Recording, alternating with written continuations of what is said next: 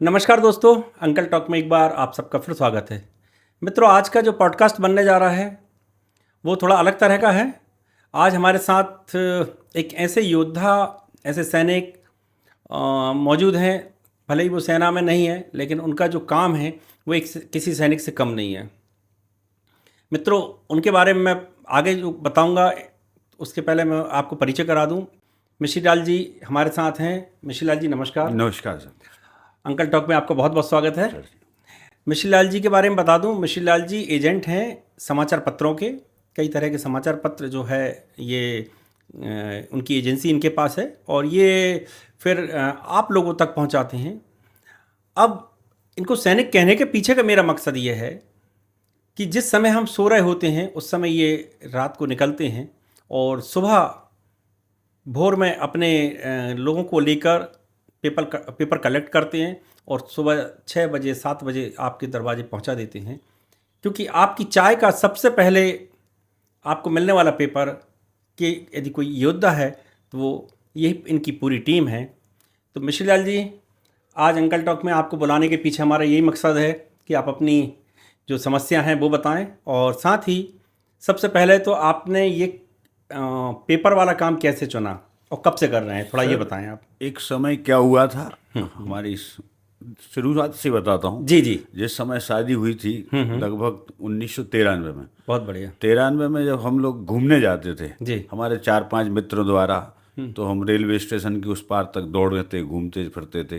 तो 2-2.5-3 घंटे खराब हो जाते थे। तो एक दिन हमारी मैसेज बोली कि यार भाई, तुम ये सुबह सुबह 3 घंटे खराब करो तो कुछ काम धंधा नहीं देख लेते। ये भी बहुत मैंने बढ़िया कहा, ये बात तो कायदे ही कही है। हमें उस दिन फिट हो गई वो बात। मैंने कि सुबह सुबह का क्या काम है, कि अखबार का काम।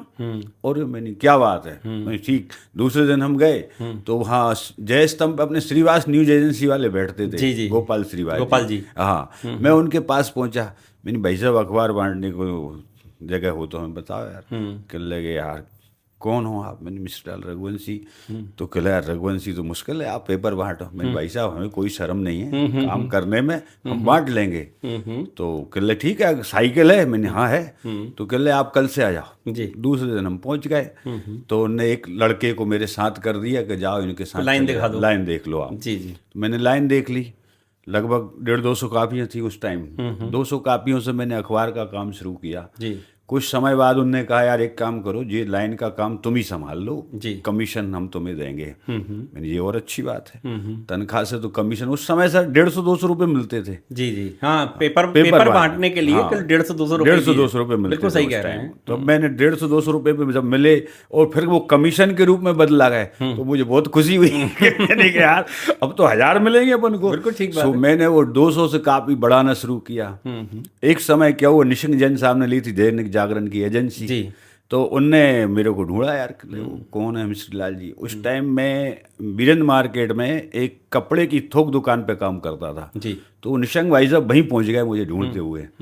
वो मिश्री लाल रघुवंशी कौन है? तो मैं डर गया। मैं, नेताजी क्यों आए हैं भाई मुझे ढूंढते हुए? अब भाई अपने तो पता था नहीं और उससे पहले कहीं उनसे परिचय भी नहीं हुआ था। जी, जी। तो मैं पहुंचा जैसे ही पास में भाई साहब, तो टेलर लोग थे वहाँ आसपास, उनकी दुकानें थी। वो कह नेताजी बुला रहे हैं यार। तो मैंने, ठीक है सर। मैं पहुंचा, भाई सर नमस्कार। कह यार वो मैंने दैनिक जागरण की एजेंसी लिए और तुम संभाल लो। मैंने, भाई साहब कैसा क्या रहेगा? कह जो कमीशन हमको मिलता है वो हम आपको देंगे। ये और अच्छी बात है। तो 35-40% देते थे उस टाइम वो। हमने उस समय उनकी 100 कापियों से काम शुरू किया और एक समय 750 कापी पहुँचा दिया जी जी दैनिक जागरण। इसके बाद में पेमेंट की भी समस्या आए तो वो हमको कह देंगे आप फलानी जगह से ले लेना और वसूली हो जाए तो दे देना। हम ऐसा करते रहे। कई जगह से काम चलवा देते थे वो हमारा और हम भरते रहे पेमेंट। तो हम 18-20 तारीख में पेमेंट जमा करते थे प्रेस का। वो कहने लगे अगर तुम 10 को करोगे तो तुमको 5% का फायदा और मिल जाएगा। तो मैं, ये और अच्छी बात है। तो हमने उसको 10 तारीख को देना शुरू कर दिया। 10 तारीख को पेमेंट दिया तो उसका 5% का फ़ायदा हुआ। कुछ एजेंट हमारे जो आस पड़ोस में थे वो कह ले तुम ऐसा क्यों कर रहा है? मैंने, भाई अपना फ़ायदा हो रहा है तो मैं क्यों नहीं, ठीक बात है कि नहीं सर? तो मैंने इस फ़ायदा देखते हुए उसको उड़ा दिया। फिर बीच में नायक जी आ गए, गोविंद नायक। कह ले यार मेरा भास्कर चलाओ, और भास्कर को बढ़ाया फिर मैंने जी। फिर कुछ समय बाद आपका पत्रिका आया जी। तो पत्रिका लिया जी। तीनों अखबार चलाए मैंने जी जी। और आज भी चल रहे हैं। जी जी। पर उस समय की स्थितियां बड़ी अच्छी थी। एक समय आदमी पेपर का क्रेज समझता था और क्रेज के साथ में कीमत थी हमारी भी, मगर आज वो समय नहीं बचा सर। जी।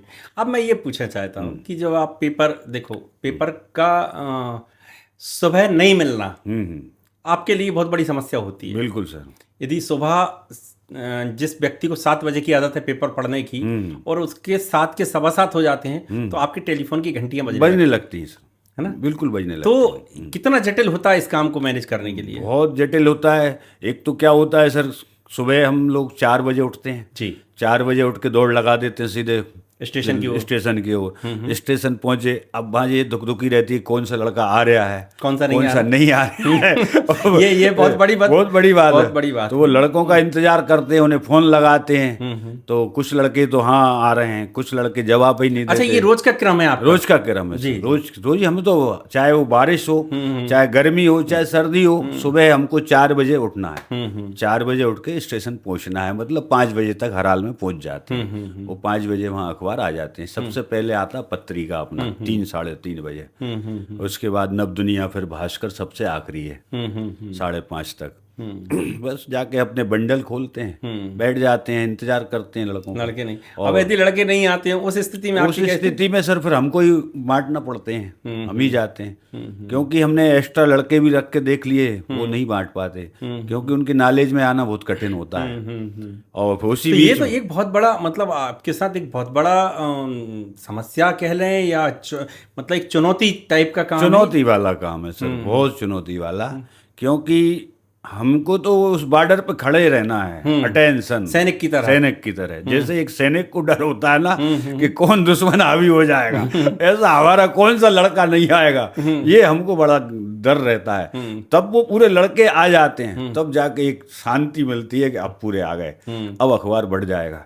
अब ऐसे में कोई बारिश होने लगती उसी टाइम, तो वो लड़के बोल देता मैं नहीं आ पा रहा, अब क्या करोगे आप। नहीं, ये बात आप जो कह रहे हैं वाकई में बहुत जटिल काम है। हाँ सर। सर्दी गर्मी बरसात नॉर्मल टाइम में तो पता नहीं चलता है, लेकिन जब अत्यधिक सर्दी पड़ती है, अत्यधिक गर्मी पड़ती है और अधिक बारिश हो रही होती है, उस समय उस काम को निरंतरता से करना आपके वाकई में बड़ा पुरुषार्थ की बात है। बिल्कुल।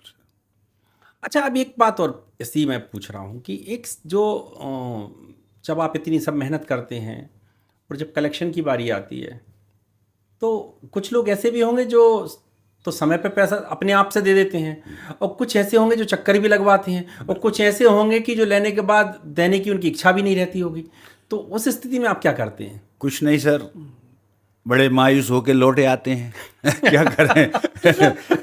कभी कुछ लोग तो 10% ऐसे हैं बेचारे, वो हमारा इंतजार करते हैं 1 तारीख से। वो कुछ लोग तो कहते हैं भैया पेमेंट ले जाओ आगे। कुछ लोग फ़ोन पे कर देते हैं, आजकल जो फ़ोन पे का सिस्टम चल गया है। हाँ, मगर वाकई में कुछ लोग ऐसे होते हैं कि जो मनाही कर देते हैं, कुछ गुमराह कर देते हैं, तो फिर मायूस हो जाते हैं, हंसते हंसते आ जाते हैं, दिल पे आस सी लगती है कि यार देखो इतनी मेहनत से आए। और फिर क्या होता है सर, उस गली में कभी एक बार जाना हुआ, दूसरी बार कब जाना नहीं हो पाता। हाँ, सही बात क्योंकि हमें पूरे नगर में घूमना है। अकेले व्यक्ति हम लड़कों से लेबर से वसूली करा नहीं सकते, क्योंकि लेबर का ही ठीक आज के समय में भरोसा नहीं रहता कि भैया कौन पे बिल आया, कौन का नहीं आया। नहीं, फिर वो सामने वाले कहते हमने तो आपके लड़के को दे दिया था। तो वो भरोसा नहीं रहती, रिस्पॉन्सिबिलिटी नहीं रहती लड़कों की।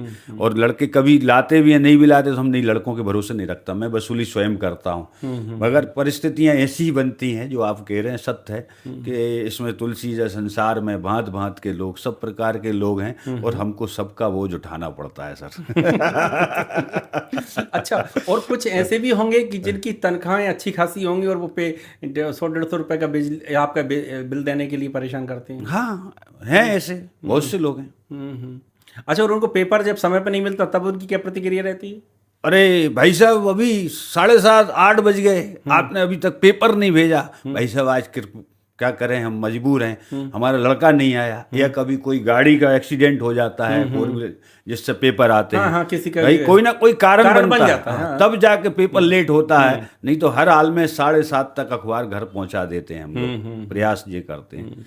तो उस समय उनको बहुत अर्जेंसी अरे बहुत लोग ऐसे होते हैं कि क्यों भाई क्या टाइम हो रहा है, वो लड़के को घड़ी बताने लगते हैं। अब वो लड़का कहते हैं भाई जब पेपर लेट आया तो मैं क्या करूं, भाई वो जवाब यही देकर रह जाता है। वो ही दुखी होता है कि मैं लेट आया।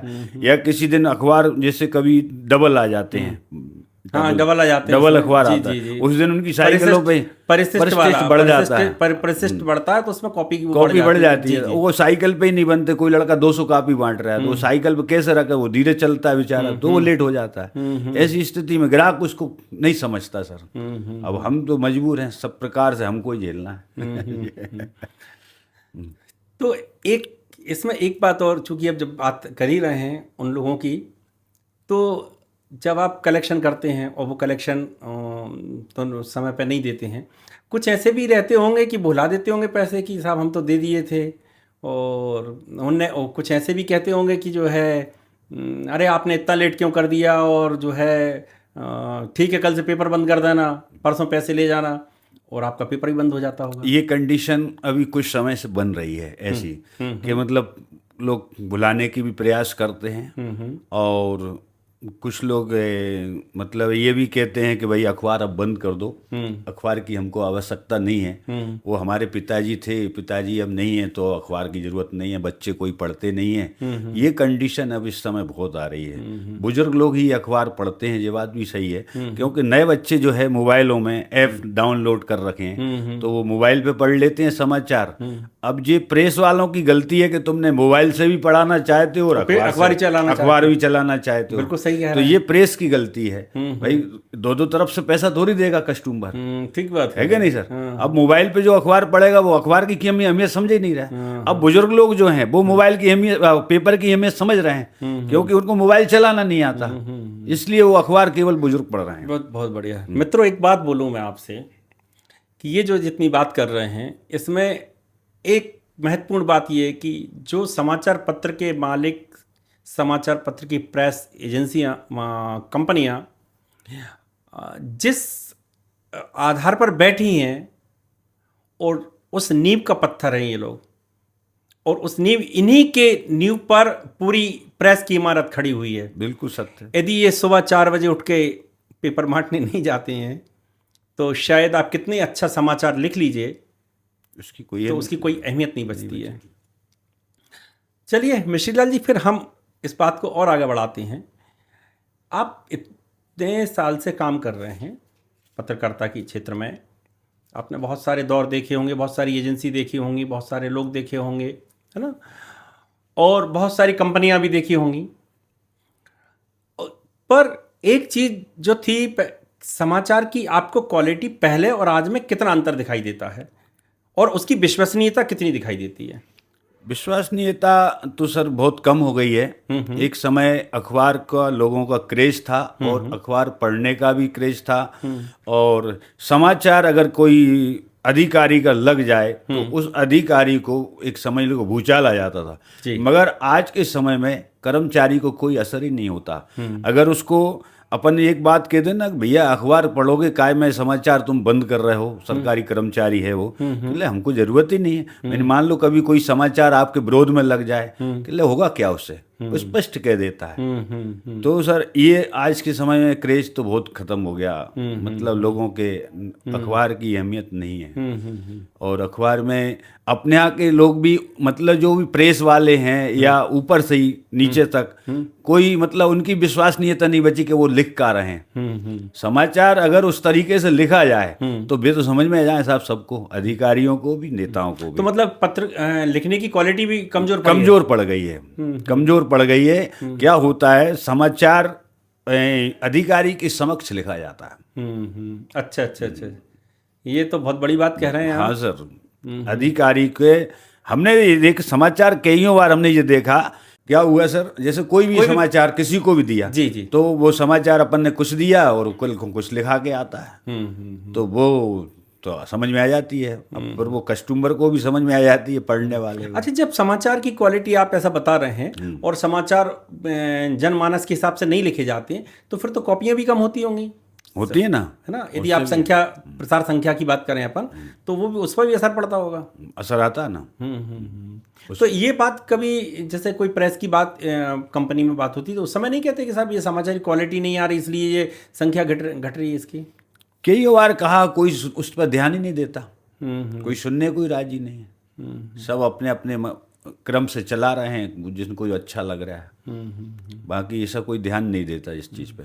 अच्छा, मोबाइल से और न्यूज़ चैनल का तो क्या कहें, इससे प्रसार संख्या पे असर पड़ा है? बिल्कुल, मोबाइल से बहुत फर्क पड़ा है।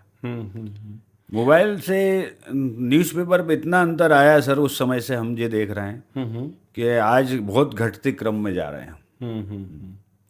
हर दिन 10-5 कापी बंद होती हैं। जी जी जी। तो ये तो कल को आपके लिए रोजगार का संकट है ये, क्योंकि आपके साथ भी आज यदि मान लीजिए आप पेपर चला रहे हैं, 4-5-6 लड़के आपके साथ जुड़े हुए हैं, तो आप 4-5-6 लोगों को तो रोजगार दे ही रहे हैं। 8 लड़के हैं मेरे, 8 लड़के हैं। जब आप 8 लड़के रखें तो ऐसे आपके कई मित्र और होंगे जो ये करते हैं, तो 8 लड़के कितने बड़ा एक मतलब रोजगार का साधन है ये। लगभग 35-40 लड़के रोज आते हैं अखबार बांटने। 40 लड़के रोजगार, मतलब हमारा रोजगार तो है ही, साथ में उन लड़कों का भी है। और आज के युग में तो सर एक और व्यवस्था है कि आज के, अब उस समय 150 रुपये मिलते थे, आज हम 2000 रुपये दे रहे हैं एक लड़के को सैलरी, 2000 रुपये के 1-1.5 घंटे के। तब भी आप व्यक्ति काम करने तैयार नहीं है, क्योंकि आज के युग में कम करना कोई चाहते ही नहीं है, काम करना ही नहीं चाहता, क्योंकि सब बच्चों को नई दुनिया है अब। हाँ, ये बात मैं एक बोल रहा था कि पहले के जितने भी बड़े लोग हैं, कई लोगों के अपन वो सुनते हैं तो, या कई लोग कहानियाँ पढ़ते हैं तो वो कहते हैं हमने अखबार बांटा है ना। ये बड़े गर्व से भी कहते थे, जिन्हें तरक्की की, जैसे आपने शुरुआत ही की कि मैंने पेपर बांटा है ना, तो बड़े गर्व। तो पहले के लोग भी कहते हमने पेपर बांटा, मतलब पेपर बांटना एक बड़ा रोजगार था। और भले ही वो 100-150 मिलते, वो 100-150 रुपये थे उस समय, 100-150 रुपये थे। लेकिन अभी जैसे गर्मी में कहते हैं, गर्मी के समय पे स्कूल की छुट्टियां लगती थी तो बच्चे इस काम में आ जाते थे। अब आ रहे हैं, आते हैं नहीं आते? अब नहीं आते।